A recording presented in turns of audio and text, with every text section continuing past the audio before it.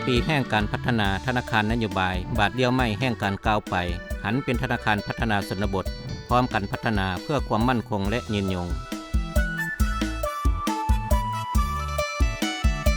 ผลงานการจัดตั้งและเคลื่อนไหว18ปีธนาคารนโยบายปี2007หาปี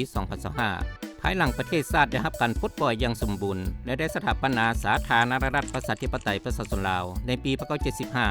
พรรคเขาได้วาง2หน้าที่ยุทธศาสตร์คือปกปักรักษาและสร้างสาพัฒนาประเทศชาติจากนั้นก็ได้ดำเนินภารกิจเปลี่ยนแปลงใหม่รอบด้านและมีหลักการของพรรคยืนอยู่ต่อหน้าสภาพการใหม่เพื่อเป็นการผันขยายและจัดตั้งปฏิบัติมติกองประชุมใหญ่ครั้งที่8ของพรรคแผนยุทธศาสตร์เกี่ยวกับการพัฒนาชนบทแก้ไขความทุกข์ยากและแผนพัฒนาเศรษฐกิจสังคมครั้งที่6ของรัฐบาลในปี2006หาปี2010และมติกองประชุมใหญ่ครั้งที่1ขององค์คณะพรรคธนาคารแห่งสปป.ลาวให้ปรากฏผลเป็นจริงดังนั้นธนาคารนโยบายได้รับการสร้างตั้งและเปิดตัวเป็นทางการในวันที่29 มังกร 2007เป็นธนาคารเฉพาะกิจที่สนองแรงทุนดอกเบี้ยต่ำของรัฐบาลเข้าในการพัฒนาชนบทและแก้ไขความทุกข์ยากอยู่บรรดาเมืองเป้าหมายทุกข์ยากจุดสุ่มพัฒนาของรัฐบาลและท้องถิ่นและบ้านสามสร้างเพื่อประกอบส่วนแก้ไขความทุกข์ยากของประชาชนบรรดาเผ่าตามแนวทางนโยบายของภาครัฐเนใส่หันเปลี่ยนพื้นฐานเศรษฐกิจธรรมชาติไปสู่การผลิตเป็นสินค้าในแขนงเกษตรกรรมป่าไม้อุตสาหกรรมหัตถกรรมการค้าและการบริการปัจจุบันกงจักรการจัดตั้งธนาคารนโยบายประกอบมี1สำนักงานใหญ่6แผนกการ1คณะเทียบเท่าแผนก11สาขา4ห้องการประสานงานและ73หน่วยบริการพนักงานทั่วระบบทั้งหมด867คนหญิง350คน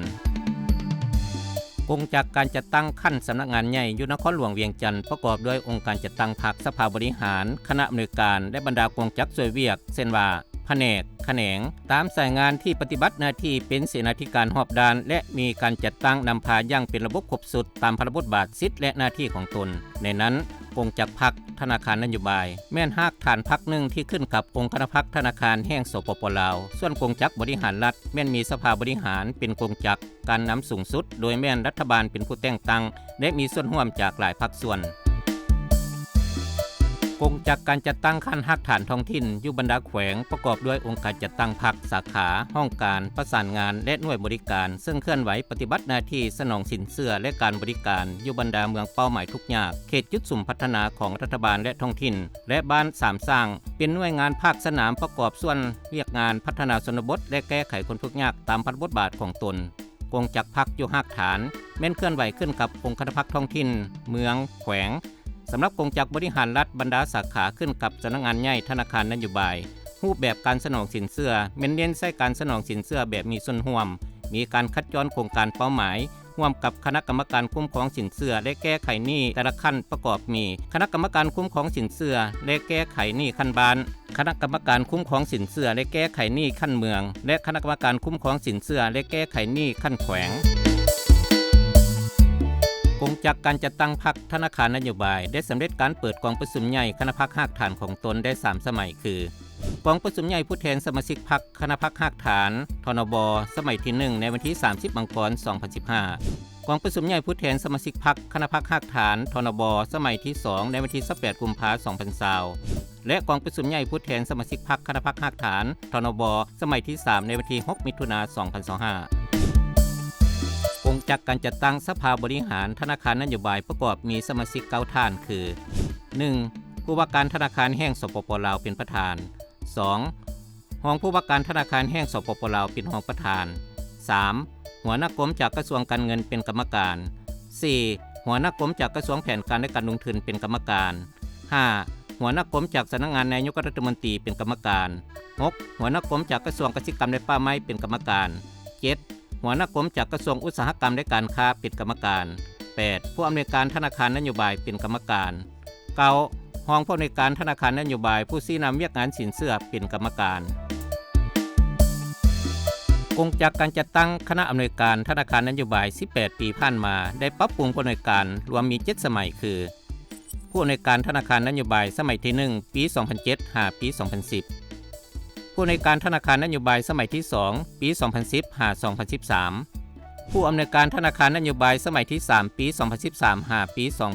2014ผู้อำนวยการธนาคารนโยบายสมัยที่4ปี2014หาปี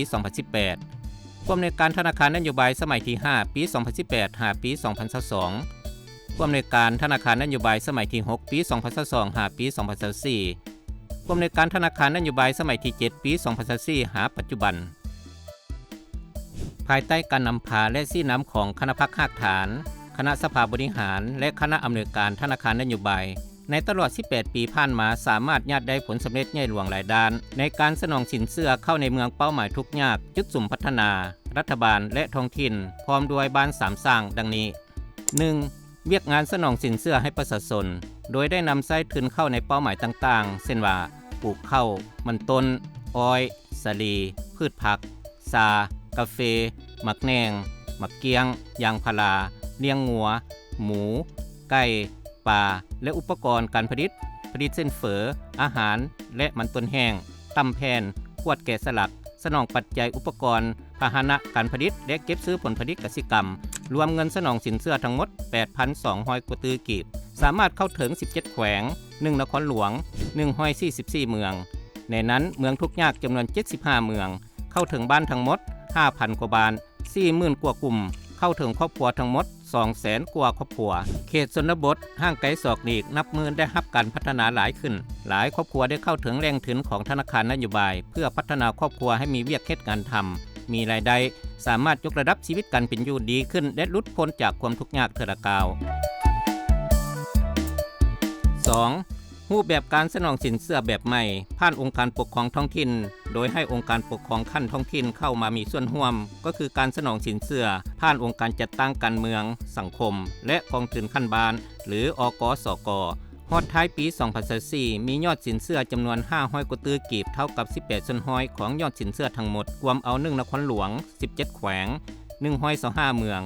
644บ้าน4,000 กว่ากลุ่ม 10,000 กว่าครอบครัวเห็นว่าผ่านการจัดตั้งปฏิบัติสินเชื่อแบบมีส่วนร่วมขององค์การปกครองท้องถิ่นในระยะผ่านมาการเก็บต้นทุนและดอกเบี้ยมีประสิทธิผลท่วงทันตามกำหนดเวลา 3. เวียกงานส่งเสริมการผลิตเป็นสินค้าได้ดำเนินโครงการส่งเสริมจุลวิสาหกิจขนาดน้อยและขนาดกลางในเขตเมืองเป้าหมายทุกยากจุดสุ่มพัฒนาต่างๆสนองทุนหมุนเวียนบริการแบบต้องโซ่2ส้นแต่ต้นน้ำถึงปลายน้ำได้สร้างความเข้มแข็งให้ภาคธุรกิจเคลื่อนไหวมีประสิทธิผลหลายขึ้นหลายบ้านได้จุดสุ่มได้รับการพัฒนาได้กลายเป็นตัวเมืองน้อยในชนบทหลายขึ้นถ้าเทียบใส่เมื่อก่อนมีหลายเมืองหลายบ้านได้หลายครอบครัวได้หลุดพ้นออกจากความทุกข์ยากปัจจุบันครอบครัวทุกข์ยากเหลือเพียงแต่200,000 กว่าครอบครัวของครอบครัวทั้งหมดในทั่วประเทศสร้างครอบครัวตัวแบบได้ทั้งหมด400 กว่าครอบครัวบ้านทุกข์ยากเหลือเพียง 1,000 กว่าบ้านของจำนวนบ้านทั้งหมดในทั่วประเทศและเมืองทุกข์ยากเหลือเพียง23เมือง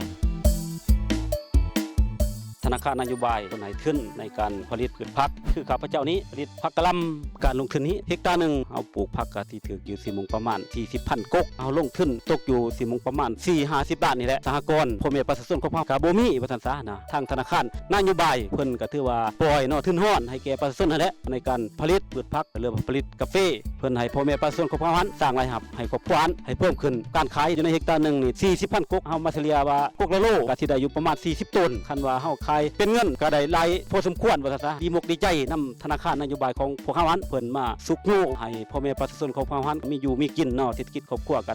นับดีขึ้นไปเทื่อละก้าวตอนต้นที่ธนาคารบ่ทันมาปล่อยเงินก็มีความยุ่งยากหลายทุนน้อยก็เฮ็ดน้อยใส่ครอบครัวเล็กๆน้อยๆหลังจากธนาคารเพิ่นมาปล่อยเงินกู้เฮาก็ได้ขยายกีออกจาก1กีก็กลายเป็น10กีให้ความสะดวกกลุ่มต่ำหูเฮาหลายอย่างรายรับก็เพิ่มขึ้นรายได้ขยายแล้วก็ได้ส่งออกจากแพงส่งออกตลาดต่างแพงมีความภาคภูมิใจหลายที่มีกลุ่มต่ำหูและมีธนาคารนโยบายเพิ่นมาปล่อยเงินกู้ให้เฮาไก่ไข่เฮาเลี้ยงปัจจุบันนี้จะมีอยู่ 2,000 ตัวได้รับทุนมาจากธนาคารนโยบายสาขาแขงอุดมไซได้เก็บไข่ขายทุกมื้อนึงก็ประมาณ56-58แตะสำหรับตลาดที่ว่าเฮาส่งออกณปัจจุบันแม่นเฮาได้ส่งออกอยู่ในตลาดของเมืองไซแขงอุดมไซเฮานี่ตลาดหนองแมงดาตลาดลือไซอยู่ในฟาร์มของเฮาก็ยังมีการได้รับกรรมกรเข้ามาเฮ็ดเวียกส่วนหลายก็จะเป็นชาวบ้านแรงงานที่ว่ามาจากบ้านอื่นที่ว่าเป็น การส่งเสริมประชาชนเฮาได้มีเวียกเฮ็ดงานทำและรับต่อปีหนึงก็จะตกอยู่ประมาณ400ปลายหา500ล้านโดยเฉลี่ยมาลบต้นทุนตกเป็นกำไรอยู่ปีหนึงก็จะได้อยู่ประมาณ100กว่าล้านขอขอบมกขอบใจนำภาครัฐของพวกเฮาที่ได้ให้การส่งเสริมในการปลูกฝังเลี้ยงสัตว์โดยเฉพาะแม่นการเลี้ยงไก่พันธุ์ไข่ลักๆขอขอบใจมายังผู้ที่ว่าสนับสนุนให้ทุนช่วยเหลือก็คือธนาคารนโยบายสาขาแข่งอุดมไซของพวกเฮาที่ว่าเฮ็ดให้ชีวิตการเป็นอยู่ของพวกข้าพเจ้านับมือนับดีขึ้นเรื่อยๆข้าพเจ้าได้ไปพัวพันผู้ยืมเงินกับธนาคารนโยบายสาขาพงศลีในจำนวน500ล้านกิบจำนวนดังกล่าวเอามาซื้อเครื่องจักร2เครื่องจักรนวด1เครื่องจักรคว้า1เครื่องเงินที่เหลือเป็นเก็บเป็นทุนหมุนเวียนเก็บซื้อใบสาดิบนำผู้มีประชาชนแต่ละปีได้เก็บซื้อในจำนวน240กว่าตันในนั้นผลิตสายแห้งออกมาแม้น40-50ตันต่อปีได้กำไรจากการเฮ็ดชาแม้400กว่าล้านต่อปีข้าพเจ้าขอแสดงความขอบใจต่อภาครัฐขั้นถึงที่อำนวยความสะดวกเป็นต้นแม่นขอบใจมายังธนาคารนโยบายสาขาแขวงพงศลีที่ได้สนองแหล่งผลิตสินเชื่อเพื่อเป็นการครบส่วนเข้าในโรงงานของพวกข้าพเจ้าเพื่อเฮ็ดให้ครอบครัวพวกข้าพเจ้ามีรายรับเพิ่มขึ้นและช่วยส่งเสริมพ่อแม่ประชาชนให้มีเวียกเฮ็ดงานทำมีชีวิตการเป็นอยู่ของประชาชนดีขึ้น4. เวียกงานพัฒนาหันเป็นทันสมัยโดยได้มีการพัฒนาระบบปฏิบัติการข้อมูลข่าวสารจากแบงก์2009มาเป็นระบบ Core Banking เพิ่มผลิตภัณฑ์และการบริการจากเมื่อก่อนที่มีแต่การสนองสินเชื่อและโอนเงินภายในมาให้บริการเพิ่มคือการโอนเงินข้ามธนาคารผ่านระบบ Rapas รับเงินฝากกระแสรายวันเงินฝากประหยัดและเงินฝากประจำจากสังคมเป็นตัวแทนการฝากการถอนเงินให้ธนาคารธุรกิจและทางเงินแห่งชาติและเป็นตัวแทนขายประกันภัยลาวเวียด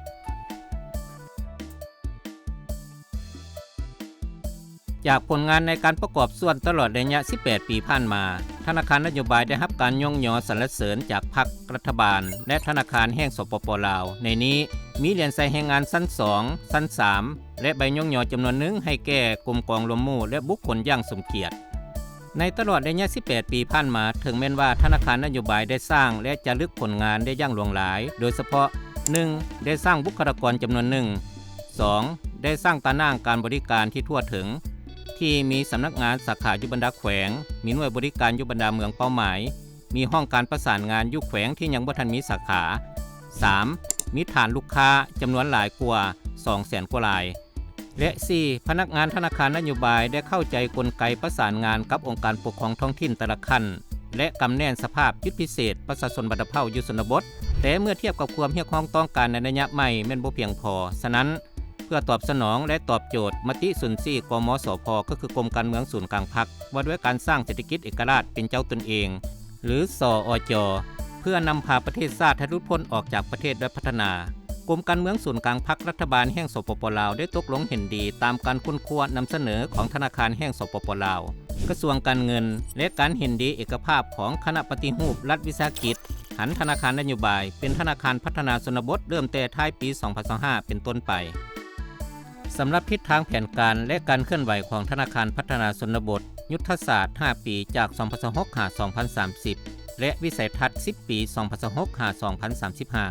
1. ภารกิจรวมธนาคารพัฒนาชนบทซึ่งเป็นธนาคารธุรกิจเฉพาะจะต้องได้เสริมขยายด้านดีที่ธนาคารนโยบายได้สร้างไว้ปฏิบัติกลไกไล่เลียงผลดำเนินงานให้มีประสิทธิผลสืบต่อเฮ็ดหน้าที่รับใช้แนวทางนโยบายของพรรคและรัฐบาลวางออกในแต่ละระยะพัฒนาธนาคารพัฒนาชนบทให้ทันสมัยหลากหลายผลิตภัณฑ์และการบริการเป็นหัวหน่วยรากฐานการเงินที่บริการทั่วถึงรากฐานชนบทสร้างบุคลากรที่มีคุณภาพสร้างกลไกรูปแบบการบริหารที่ดีร่วมมือแน่นกับบรรดาคู่ร่วมยุทธศาสตร์และเชื่อมโยงกับบรรดาธนาคารทั้งภายในและสากล 2. กงจากการจัดตั้งสภาบริหารธนาคารพัฒนาชนบทประกอบมี11ฐานคือ 1. รองรัฐมนตรีกระทรวงการเงินเป็นประธาน 2. รองผู้ว่าการธนาคารแห่งสปป.ลาวเป็นรองประธาน 3. รองรัฐมนตรีกระทรวงอุตสาหกรรมและการค้าเป็นกรรมการ 4. รองรัฐมนตรีกระทรวงกสิกรรมและสิ่งแวดล้อมเป็นกรรมการ 5. รองรัฐมนตรีรองหัวหน้าห้องว่าการสำนักงานนายกรัฐมนตรีเป็นกรรมการ 6. หัวหน้ากรมคุ้มครองหนี้สาธารณะกระทรวงการเงินเป็นกรรมการ 7. หัวหน้ากรมคุ้มครองธนาคารธุรกิจธนาคารแห่งสปป.ลาวเป็นกรรมการ 8. หัวหน้าห้องการคณะปฏิรูปรัฐวิสาหกิจเป็นกรรมการ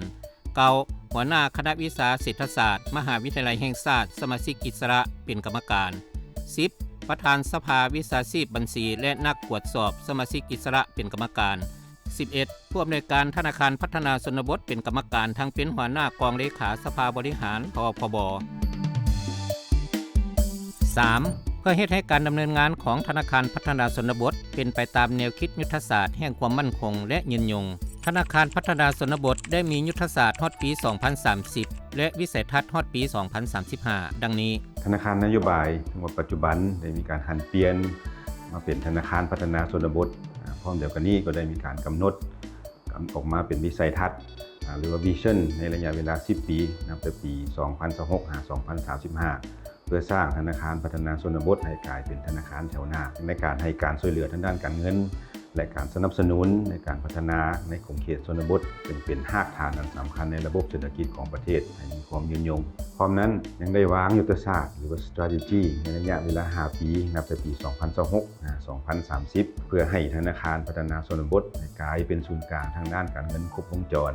และทันสมัยแก่ลูกค้าโดยเฉพาะในกลุ่มเขตชนบทสู่ชนบรรลุตัวชี้วัดที่มีประสิทธิผลหรือผลตอบแทนทางด้านการลงทุนดังนี้ 1. คาดหมายแรงทุนทั้งหมดเพิ่มขึ้น10 ส่วนห้อยต่อปี 2. คุณภาพสินเชื่อหรืออัตราส่วนหนี้เสียหรือว่า NPL บ่ให้เกิน3 ส่วนห้อยภายใน5 ปีข้างหน้าตามมาตรฐานที่ธนาคารแห่งสปป.ลาวได้กำหนดออก 3. ผลตอบแทนต่อทุนหรือว่า ROE ให้บรรลุหลายกว่า10 ส่วนห้อยขึ้นไปและ 4. ผลตอบแทนต่อทรัพย์สินหรือว่า ROA ให้บรรลุหลายกว่า1 ส่วนห้อยขึ้นไปภายใต้วิสัยทัศน์ฮอดปี 2035 และยุทธศาสตร์ปี 2030 คณะผู้บริหารได้กำหนด 7 ภารกิจใหญ่ไว้คือ อันที่1นั้นด้านโครงสร้างมีความสำคัญหลายจะต้องได้กำหนดพระบทบาทหน้าที่ความสัมพันธ์ของบุคลากรในองค์กรและสร้างระบบที่มีระเบียบคุ้มครองของบรรดาแผนกอยู่ต่างๆอยู่ภายในให้มีความชัดเจน 2. ด้านยุทธศาสตร์ระยะแต่ปี 2025 ถึง